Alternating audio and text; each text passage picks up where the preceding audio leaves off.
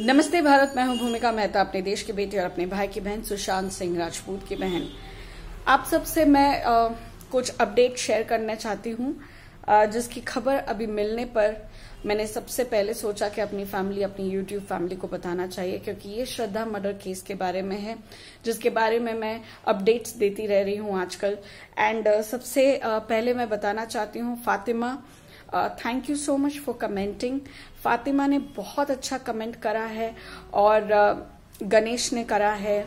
And there was one more name जिसने एक बहुत अच्छा कमेंट किया है। जो स्पेशल कमेंट मुझे लगा है वो ये है कि क्या हमारे पास पनिशमेंट देने के लिए चॉइस है, क्योंकि मेरा क्वेश्चन था कि आप इस आफ्ताब अमीन पूनावाला को किस तरह की पनिशमेंट देना चाहते हैं। क्या उम्र कैद की सजा, जो कि मैक्सिमम होती है, और मैक्सिमम में और एक होती है हैंग टिल डेथ, फांसी की सजा, या फिर आप उसको 14-15 साल की कड़ी सजा देना चाहते हैं। तो काफी लोगों ने अपनी बातें रखी, लेकिन बहुत अच्छा क्वेश्चन पूछा कि क्या ये चॉइस है हमारे पास कि हम पनिशमेंट का पनिशमेंट हम बताएं कि क्या देना चाहिए। अगर जजमेंट और जनता की बातें अगर सुनने में आए, अगर बात माने, तो हर एक जन का यही कहना है कि इसे उम्र कैद की सजा मिलनी चाहिए, वो भी कड़ी वाली उम्र कैद की सजा मिलनी चाहिए, जिससे इसे हर रोज याद आए कि उसने क्या किया। उसने एक लड़की से प्यार करने का ढोंग करा, उसकी षड्यंत्र करके उसने उसे मार दिया, उसके टुकड़े टुकड़े कर दिए, टुकड़े करके उसने एक षड्यंत्र रचाया, एक साजिश की और उन टुकड़ों को फेंका, और उसी की सजा वो पा रहा है। इतनी कड़ी होनी चाहिए उसकी सजा कि उसे अपने होने से भी नफरत होना शुरू हो जाए। ये होना चाहिए मेरे ख्याल से पनिशमेंट, उम्र कैद, कड़ी उम्र कैद। आगे आप लोग क्या सोचते हो, आप जरूर बताना। खैर, जो आज बहुत इंपॉर्टेंट बात मैं आपसे शेयर करना चाहती हूं वो ये है, 3 सेट ऑफ पॉलीग्राफ टेस्ट हुए हैं, और आपको बताऊं कि लास्ट जो पॉलीग्राफ टेस्ट हुआ है उसमें ये शातिर आदमी हंसता हुआ भी पाया गया है। आप सोचिए कि इतना गंदा काम किया है इसने, इतनी बेदर्दी से अपनी गर्लफ्रेंड को कत्ल किया और टुकड़े करे, और उसके बाद पॉलीग्राफ टेस्ट में जो क्वेश्चंस उससे हुए हैं उसमें ये भी बताया गया है कि वो हंस रहा है, वो इतना मुस्कुरा रहा है और ऐसी बातों को दोहरा रहा है जिससे कि पुलिस गुमराह हो जाए। कभी ये तो कभी वो, कभी हाथ जोड़ता है तो कभी कहता है मैंने अच्छा किया जो किया, और बार बार मानता है कि हाँ मैंने कत्ल किया है, उसका गुस्से में किया। इनफैक्ट उसने ये तक कह दिया कि वो चरित्रहीन थी, उसका कैरेक्टर ठीक नहीं था, उसका किसी और से रिश्ता था जिसकी वजह से वो गुस्से में रहता था। अच्छा, ये सारी मनगढ़ंत कहानियां उसने पॉलीग्राफ टेस्ट में दी है। उसके बाद वो चुप हो जाता था और आंखों से देखता था सारे लोगों को कि कोई क्या पूछ रहा है, शांत हो जाता था। और इस बीच में आपको बता दूं, पॉलीग्राफ टेस्ट जैसे कि आप सबको पता है, ये एक ऐसी सिचुएशन होती है जहां पर एक इंसान को एक ड्रग दिया जाता है, और उस ड्रग के माध्यम से वो आधा नशे में होता है, आधा नींद जैसे में होता है, डोलते रहता है।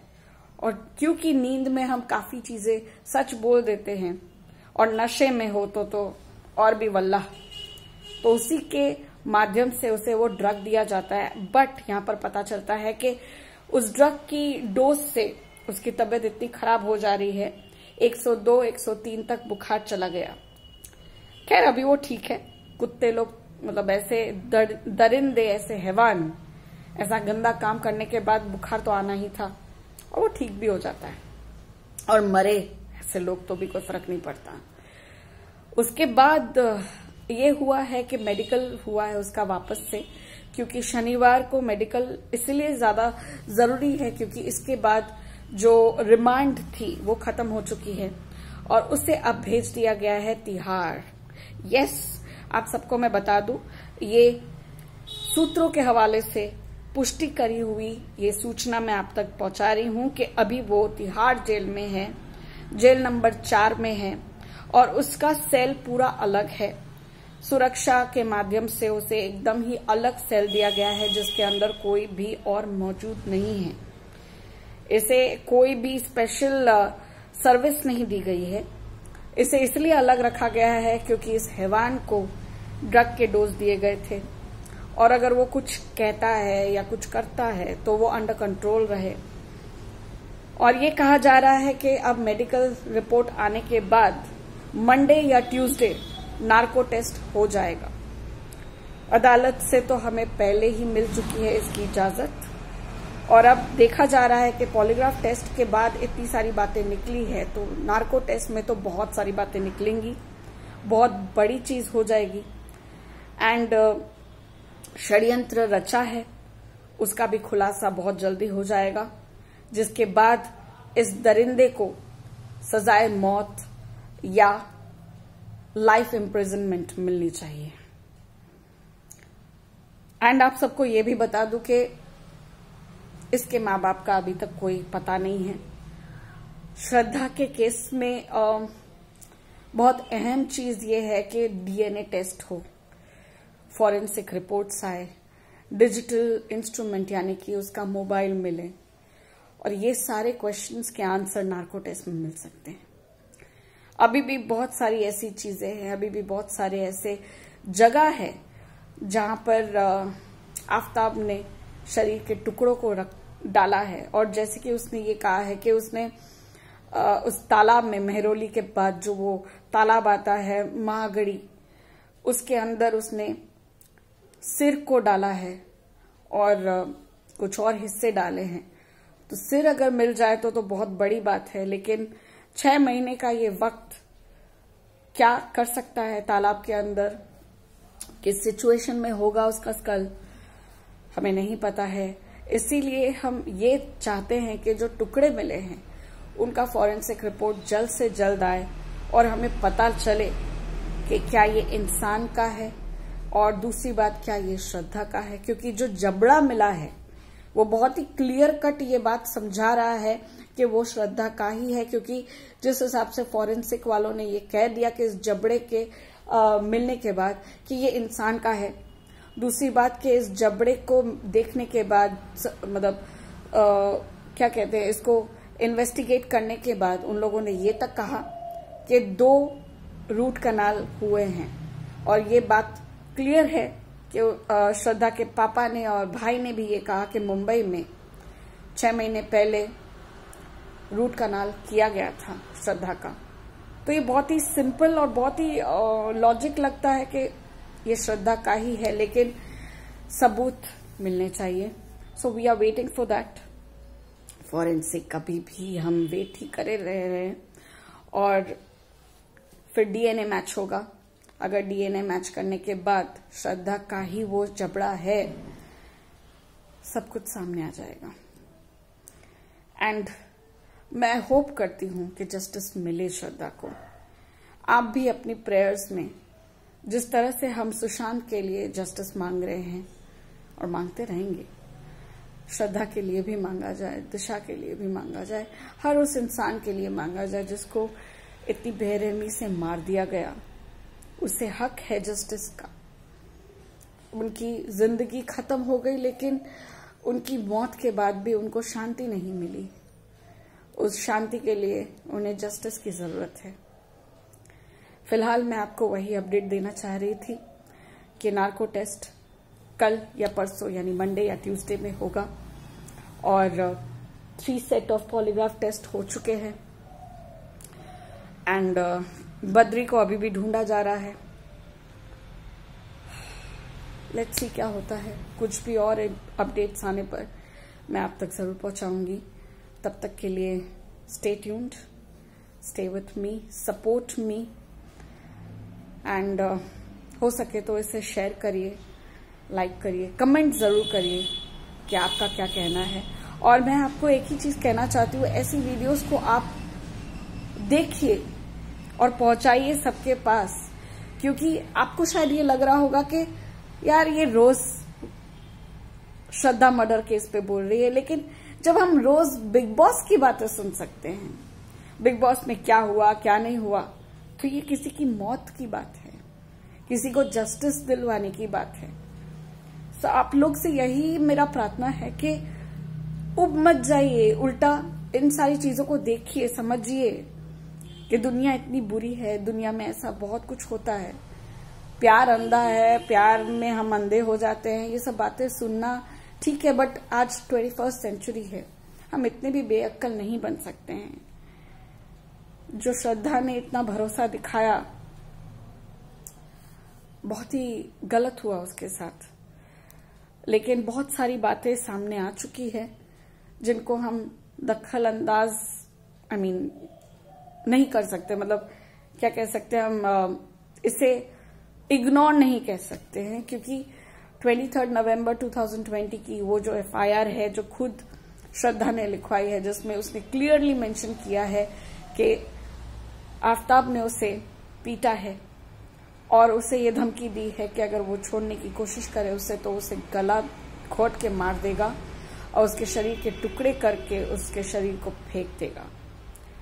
यानी कि आफ्ताब ये हमेशा से करना चाहता था और फाइनली उसने कर दिया। मत भूलिएगा कि हिमाचल प्रदेश में उसने रहकर कितनी सारी साजिशें रच ली और फिर वहां से मुंबई ना जाकर दिल्ली आकर उसने जो षड्यंत्र रचाया, एक फ्लैट भाड़े में करके, एंड उसने अपनी गर्लफ्रेंड, उसके सो कॉल्ड प्यार को खत्म कर दिया।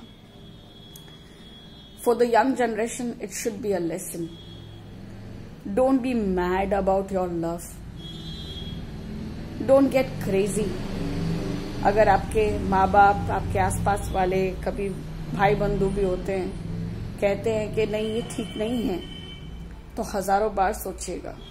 मैं बहुत शुक्रगुजार हूं जिस इंसान से मेरी लास्ट में शादी होने वाली थी, जिस गुजराती बंदे से मेरी लास्ट में शादी होने वाली थी। आप लोगों को बहुत अच्छे से पता है मैं किसकी बात कर रही हूं। उस बंदे का ये बहुत चालू था, उसकी शक्ल बहुत ही मासूम है, लेकिन वो बहुत चालू है। उसने मुझे इतनी हद तक नेगेटिव, तुम नेगेटिव हो। क्यों? क्योंकि मैं सुशांत के लिए लड़ाई कर रही हूँ, इसलिए मैं नेगेटिव हूँ। तुम झगड़ालू हो, तुम नेगेटिव हो, तुम पागल हो गई हो। हर चीज में इतना मुझे कर दिया कि मैं पागल हो गई थी। मैं लाइफ को जीना ही छोड़ चुकी थी। उस 1.5 साल में मैंने खुद को खत्म कर दिया। मैं मर के जीने लगी, उसकी नौकरी करने लगी। उसने मुझे कभी हेल्प नहीं करी। वो मेरे साथ हॉस्पिटल में जरूर खड़ा रहता था, बट सिर्फ खड़ा रहता था। क्या उसने मेरी जिंदगी कर दी थी, तबाह कर दी थी। और उसका यही षड्यंत्र था कि शायद वो मुझसे शादी करके मुझे इस कदर पागल करे कि या तो मैं खुद की जान ले लूं, या तो वो मेरी जान ले लेता और कहता ये पागल है, ये इसने ऐसा किया। और भैया मेरा जो भी है, जो भी थोड़ा बहुत है, उसके ऊपर वो राज करता। आई एम श्योर अगर वो मेरी वीडियो देख रहा है तो मुझे कोई फर्क नहीं पड़ता है, बट ऐसा किया उसने। मैं लकी हूं कि मैं समझ गई इस चीज को एंड मैं दूर हट गई। एंड आज मैं भले अकेली हूं, बट मैं पागल नहीं हुई हूं। मैं पागल जो हो रही थी, मैं अब स्टेबल हो गई हूं। मेरी लाइफ वापस आ गई है। I am enjoying my life. Yeah I do cry, I do feel alone sometime, but not that alone के भीड़ में अकेले होना। एंड बहुत जरूरी है आप अपने मन की बात, अपने सिक्स सेंस की बातें सुनो। एंड मैंने सुनी एंड आई एम अलाइव। मैं बच गई, उस इंसान से मैं बच गई। थैंक यू सो मच भगवान। एनीवेज, यही तक थी मेरी आज की बात।